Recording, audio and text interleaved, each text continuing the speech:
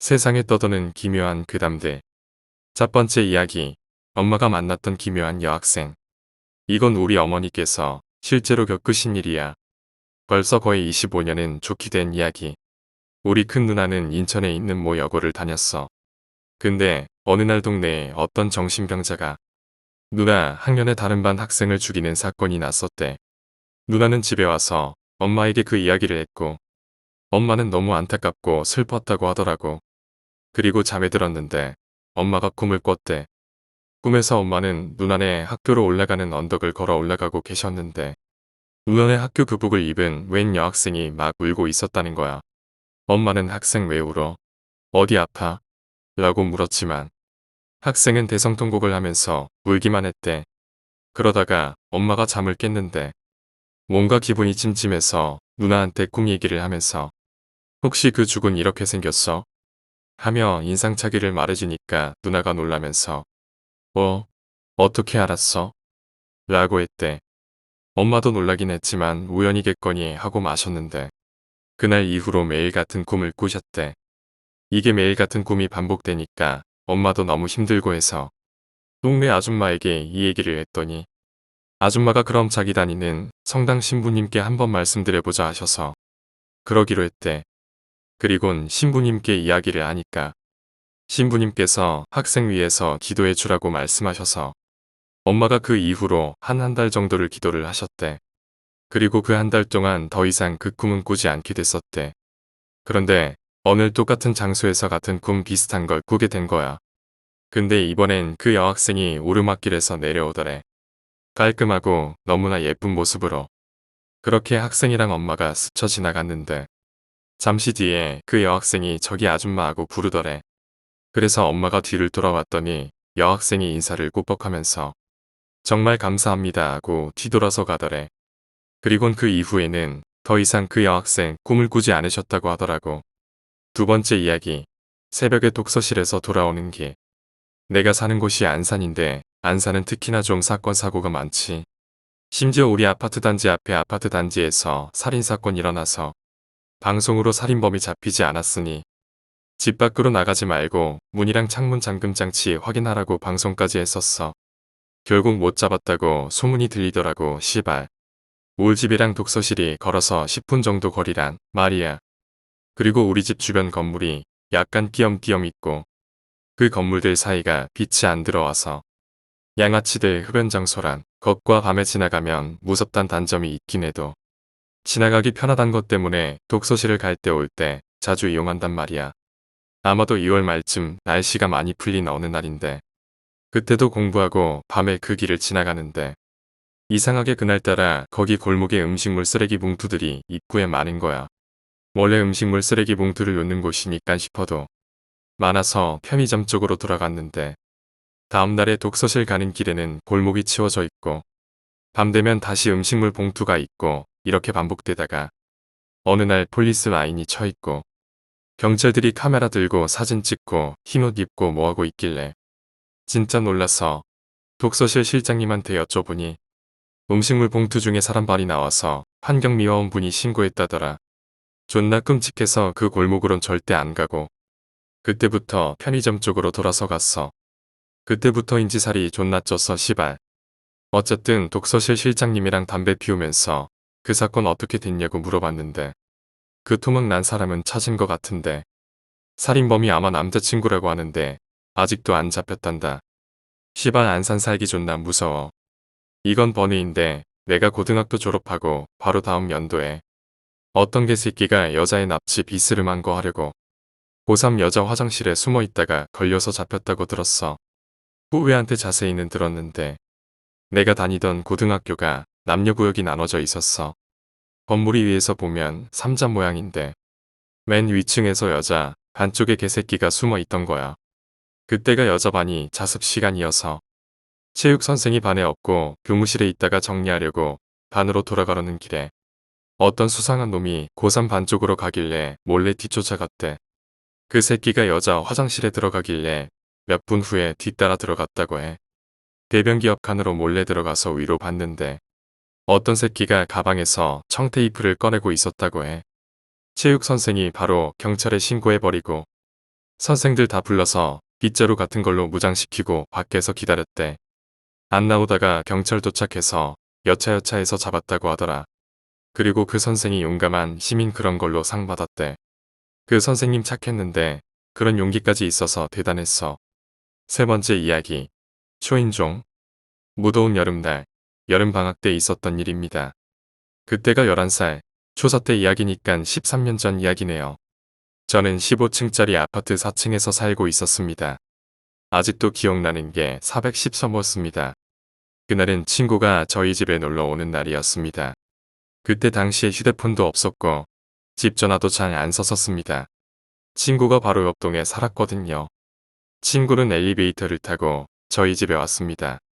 4층에서 엘리베이터는 멈추고 길고 긴 복도를 걸어 중간쯤에 있는 413호 앞에 섰습니다. 그리고 친구는 언제나 같이 초인종을 눌렀습니다. 몇 초 뒤 인터폰으로 저희 누나가 말했습니다. 누구세요? 저 A 친구 X인데요. A 있나요? A가 씻고 있다. 잠깐만 기다려라. 자주 우리 집에 놀러 왔던 친구는 친근한 저희 누나 목소리에 복도에서 기다렸습니다. 친구는 복도에서 5분 정도 기다렸지만 아무 소리가 없어 또 한 번 초인종을 눌렀습니다. 그리곤 바로 누나가 대답했습니다. A 옷 갈아입고 있다. 잠시만 기다려라. 아, 네. 친구는 또다시 하염없이 기다렸습니다. 그리고 10분 정도 기다려도 또 아무 대답과 소리가 없기에 친구는 초인종을 한 번 더 눌렀습니다. 하지만 아무 대답도 소리도 나지 않았습니다. 친구는 다시 한번 초인종을 누르고 또 눌렀습니다. 그래도 아무 대답이 없었습니다. 친구는 화가 나서 집으로 돌아가려고 다시 엘리베이터를 향했습니다. 엘리베이터는 정확히 층은 모르겠지만 고층에 있었습니다. 엘리베이터가 4층에 오기까지 친구는 기다리고 있는 도중 저는 엘리베이터 옆에 있는 계단을 이용해 4층에 왔었고 엘리베이터를 기다리던 친구와 만났습니다. 그날은 제가 글짓기 학원을 가는 날이었습니다. 친구는 놀란 표정으로 저를 보고 있었습니다. 그리고 있었던 이야기를 들었습니다. 깜짝 놀란 친구와 저는 바로 저희 집을 향했습니다. 그리고는 문을 열었을 땐 아무도 없었습니다. 이 일이 있고 나서 저녁에 누나들에게 말해봤지만 그날엔 아무도 그 시간에 집에 있지 않았다고 합니다. 여전히 미스터리한 일입니다. 만약 친구가 지어냈다고 하더라도 그 어린 나이에 갑자기 그런 이야기를 지어냈을까요? 저는 아직도 친구와 술 먹다가 이 이야기를 하면 가끔 소름이 돋곤 합니다. 네 번째 이야기, 나이트클럽. 대학생 때 일이었어. 내 고등학교 친구 중에는 귀신을 보는 애가 있었어. 어머니가 무속인인데 초등학교 때부터 알던 사이지만 친해진 건 고등학교 때였어. 이 친구가 특이한 게 뭐냐면 귀신을 몸으로 느꼈어. 귀신을 보거나 존재를 느끼면 몸을 사시나무 떨듯 떨었어. 가끔 학교 다닐 때 귀신이 자주 출몰한다는 야자 시간이 되면 책상이 달달 떨릴 때가 있었어. 한 번은 발을 심하게 떨길래 발 좀 떨지 마 하고 핀잔을 주니 자기가 떨고 싶어서 떠는 게 아니라고 지금 우리 반으로 귀신이 들어와 천장에 매달려 있다고 말해줬어. 그래서 뭔 개소리야. 귀신이 아니라 내가 발 떨고 싶으니까 떠는 거지라고 말하긴 했는데 얘가 귀신 보는 건 반 친구 다 아는 사실이라 뭔가 겁나게 꺼림칙하고 그랬어. 우린 고등학교를 졸업하고 가끔씩 만나서 놀기도 했는데 둘 다 솔로였던 시기가 있었어. 날짜로 정확하게 기억나는 게 12월 24일 이브였어. 그때 홍대에 MB24라는 곳이 유행이었는데 둘이 그곳을 갔어.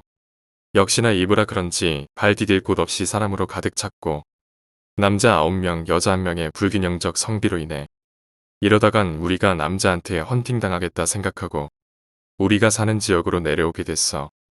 그렇게 둘이 인생 주전내만의 신세 한탄하면서 소주를 마시다가 이대로는 안 되겠다 싶어서 우리 지역 최고의 나이트클럽을 가자 하게 됐어. 사실 나는 강원도 사람이라 지역에 클럽은 없고 나이트클럽은 3개가 있는데 하나는 젊은이들이 많이 가는 곳, 다른 하나는 30대가 많이 가는 곳이고 마지막 하나는 어른들이 많이 가는 곳이었어. 당연히 우리는 젊은이들이 많이 가는 곳을 갔고 그곳에서조차 사람이 너무 많아 돌아오게 되었어. 차선의 방법으로 30대가 많이 가는 나이트클럽을 갔는데 그곳은 20대 민증으로는 받아주지 않았어. 12월 24일 크리스마스 이브에서 25일로 넘어가는 시기에 나이트엔 우리를 받아줄 곳은 없던 거였어. 실망하며 집으로 가려다가 친구가 마지막 나이트를 가자는 말에 거긴 아줌마, 아저씨만 가는 곳이라서 우린 못 들어가고 가봤자 어른인데 뭐하러 가냐 하니까 친구의 원래 배움은 나이 많은 사람에게 배워야 진정한 배움이다라는 명언을 듣고 어른들에게 혹시나 배움을 받을 수 있을까 하고 호기심으로 찾아갔어. 마지막 나이트에 도착해서 입장하는데 민증을 내밀어도 받아주는 거였어. 보통 이런 곳은 나이 어리면 안 받아주는데 말이야. 이게 웬 횡재냐 하고 친구랑 둘이 들어가 주변을 스캔하니 연말인데도 불구하고 사람도 한적하고 의외로 젊은 애들도 있고 다양한 연령이 놀고 있었어. 아마도 다른 나이트에 못 들어간 2030대들이 온 듯했어. 이거다 하는 우주적인 생각이 번쩍 들면서 잘하면 오늘 역사를 쓰겠구나 친구와 둘이 다짐하고 서로 연락이 안 되면 2번은 전화하지 말자 약속하고 룸을 잡았어. 대학생이라 돈이 빠듯했지만 다행히 친구네가 좀 잘 살아서 괜찮았어. 룸을 잡고 양주 하나 시키고 기본 맥주를 세팅한 후 웨이터 형이 나갔고 꽤 시간이 흘렀어. 뭔 일인지 모르겠지만 시간이 흘러도 아무도 안 들어오는 거였어. 둘이서 심심하니까 맥주를 마시기 시작했는데 맥주를 마시니 또 오줌이 마려워졌어. 친구랑 화장실을 가려 했는데 우리 둘 다 방을 비울 수는 없으니 내가 먼저 갔다 온다 하고 볼일을 보러 나갔어. 오줌으로 이름도 쓰고 소원도 쓰고 손 닦으며 기도하고 방으로 돌아가는데 방에서 스산한 기운이 느껴지는 거였어. 그 가위 눌렸을 때 기분, 이 방문 앞에 도달하니 발끝에서부터 머리로 쫙 퍼지는데 온몸에 털이 쥐뼛쥐뼛 쓰는 기분. 정말 기분 나빴어. 속으로 시발 뭐여? 생각하고 방문을 열려고 하는데 갑자기 방문이 열리는 거였어. 열지도 않았는데 말이야. 와 만약 귀신이면 한 대 칠 생각으로 주먹을 쥐고 잽을 날리려는데 문 앞에 친구가 서 있었어. 우와 진짜 한 대 칠 뻔했네 하고 들어가려는데 친구의 몸이 이상함. 귀신 봤을 때처럼 몸을 덜덜덜덜 떨면서 서 있는 거였어. 난 이 친구가 귀신을 보는 걸 알기 때문에 혹시 이곳에 귀신이라도 있나? 방안을 잘 둘러보는데 친구가 계속 혼잣말로 들어지마, 죽어, 들어지마, 죽어 반 미치광이처럼 이러는 거였어. 뭐야 이 미친놈은 하고 들어가는데 우리 자리에 2명이 앉아있는 거였어. 와 꿈은 이루어진다. 생각하고 인사를 하고 얼굴을 보는데 그때 정말 저 사람들이랑 술 마시다간 죽겠구나 하는 생각이 뇌리를 강하게 스쳐갔어. 5번째 이야기, 예지몽. 고등학교 겨울방학 때 이야기야. 나는 그때 대학교 합격하고 군대 오락실 알바를 하고 있었어. 규모부 철권, 1945 위닝 같은 거 있는 곳이었어. 내가 하는 일은 청소, 자리 정리, 오락실 노래방 청소, 노래방 전단지 나오면 붙이는 거. 그리고 그 당시 동전교환기가 좀 귀할 때라 카운터 안에서 동전교체 등 별 잡다한 일을 하고 있었지. 그 당시 오락실 주변에 인근 여중이 있었는데 방학이라고 중학생들도 많이 왔고 그 무리에서 이쁜 아이가 한 명 있었어. 근데 뭐 나랑 사귄 건 아니고 아무튼 여중학생들 많이 왔길래 친구들을 불렀고 중학생들 구경하고 있는데 돈 바꾸러 오는 거야. 그래서 가오 잡으면서 야, 돈 주지 마 이 지랄하면서 동전교환기에서 뺀 돈 중에 3, 4 천원 쥐어주면서 존나 멋있게 오락실에서만 써라 걔 가오 잡았어. 아무튼 중학생들이 오락실에서 3, 4 천원 있으면 그 당시 오락실에서 1시간 정도 놀 수 있던 돈이기에 엄청 좋아하더라고.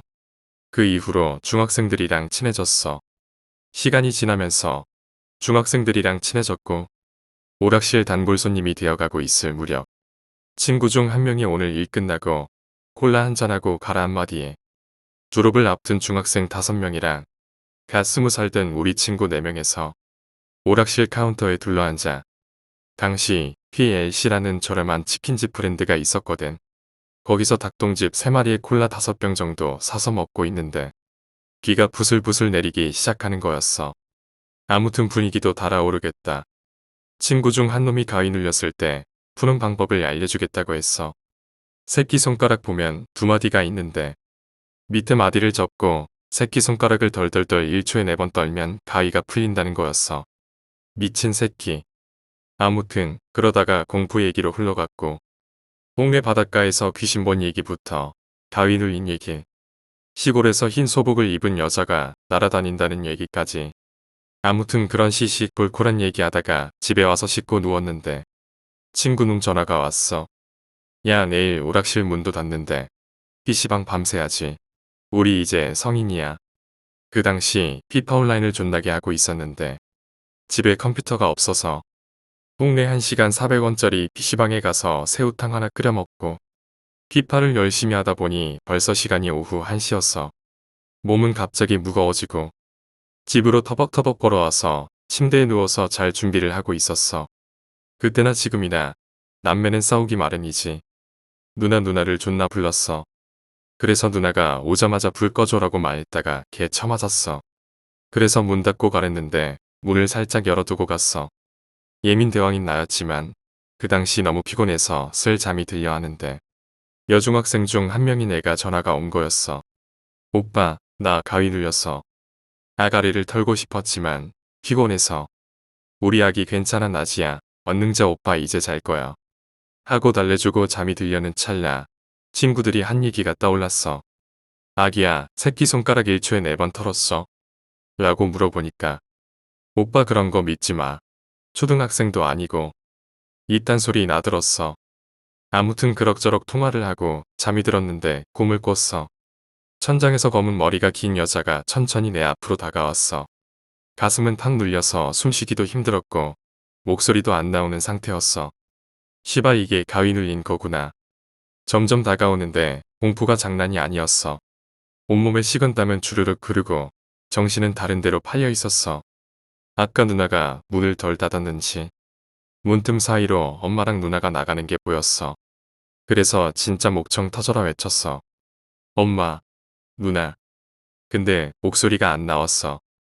진짜 이때 오줌도 솔직히 조금 치렸어. 진짜 눈물 날 정도로 무섭고 엄마랑 누나는 들리지도 않는지. 주민아 엄마 누나랑 시장 갔다 올게. 하고 현관문을 쿵 닫고 나가버렸어. 그때 천장을 봤는데 눈 주위가 새까맣고 입에서 피를 뚝뚝 흘리는 여자가 씩 웃으며 안녕 이라고 말했어. 나는 초조한 나머지 가위 푸는 방법이 새끼손가락 터는 것밖에 생각이 안 나서 새끼손가락을 존나 털었어. 근데 시발 1초에 4번이 말이 되냐? 절대 안 털려. 난 에라 모르겠다 하고 존나 털었어. 귀신이 내 눈앞에 오자마자 내 입을 잡고 양옆으로 벌리며 잘자 하는 소리에 난 꿈에서 깼고 식은땀은 비가 오듯이 오는데 문틈 사이로 주민아 엄마 누나랑 시장 갔다 올게. 현관문 닫혀서. 6번째 이야기 봉사활동. 중학교 방학 때 친구들이랑 절에서 유치원생 데리고 체험학습인가 그런 거 했었어. 거기 원생들 관리하는 그런 봉사활동 했는데 첫날에 저녁에 아기들 관리하고 놀아주고 그러고 강당 같은 곳에서 그 봉사하러 온 애들이랑 잤어. 그런데 나는 친구들이랑 얘기하고 떠들다가 안경 벗고 자려고 옆으로 누웠는데 강당 입구에만 등이 켜져 있었는데 짤에서 보이는 모습인데 새빨간 소복 같은 그런 옷으로 보이는 옷을 입고 머리가 어깨 밑까지 내려오고 얼굴도 가려서 안 보이지만 내 쪽을 쳐다보는 시선이 느껴지는 거였어. 내가 거기 보면서 가만히 생각했는데 선생님들 중에 긴 머리를 가진 분은 한 분도 없었어. 그렇게 생각하자마자 소름이 돋아서 친구한테 야 저기 누가 쳐다봐 했는데 쳐자고 있었어. 그렇게 말하고 입구 봤는데 아무도 없어서 잘못 봤나 하고 안경 쓰고 입구 쪽 갔는데 아무것도 없어서 잘못 봤나 했는데 그 입구 쪽이 아파트 계단처럼 사람 지나가면 불 켜지는 그런 등이었어. 그런데 갑자기 아래에서 아무도 없고 소리도 안 들리는데 불이 팍 켜졌어. 개 무서워서 친구들한테 가서 덜덜 떨면서 입구 봤어. 다시 그 빨간 옷 여자가 눈은 안 보이는데 정확히 내 쪽을 쳐다보는 것 같은 거였어. 그래서 무서워서 눈물 날 뻔했는데 또 아래층에서 불 켜지는 빛이 희미하게 보였는데 갑자기 사라졌어. 스님이 올라와서 애들 자는지 확인하서더라.